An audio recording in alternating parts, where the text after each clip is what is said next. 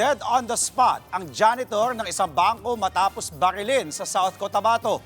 Ang bumaril sa kanya ay ang Secu na nagpasok sa kanya sa trabaho. Nasa frontline ng balitang yan si Gary De Leon.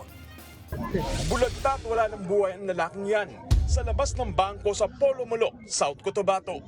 Biniril siya sa ulo ng security guard ng bangko na si Mark Anthony Maral. Kinilala ang biktima na si Geno Castor. Nagtatrabaho rin siya sa naturang bangko bilang janitor. Sa inisyal na investigasyon, patapos na ang oras ng kanilang duty. Nang lapitan ng sospek si Castor, saka biglang binaril. Nagbaril din sa sarili ang Secu pero naisugod pa siya sa ospital at ngayon nasa kritikal na kalagayan. Wala naman daw naging alitan ng dalawa. Napag-alaman din na mismo ang Secu ang tumulong sa biktima para makapagtrabaho sa bangko bilang janitor. Itong victim and security guard, yung living partner nila is pinsan. Base na rin sa definition ng living partner nitong security guard ay siya pa ang nagpapasok dito sa janitor a month ago.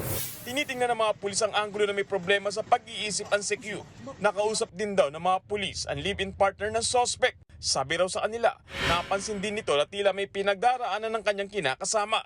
Nananawagan ng pulisya na mas mahigpit na psychological screening, lalo na sa mga armadong gwardya. Nagbabalita mula sa frontline, Gary De Leon, News 5. Mga kapatid, Andre Felix po, iba na ang may alam at may pakialam sa panahon ngayon. Para po sa tuloy-tuloy na balitaan sa Frontline kahit weekend, mag-follow at mag-subscribe na sa social media pages ng News 5.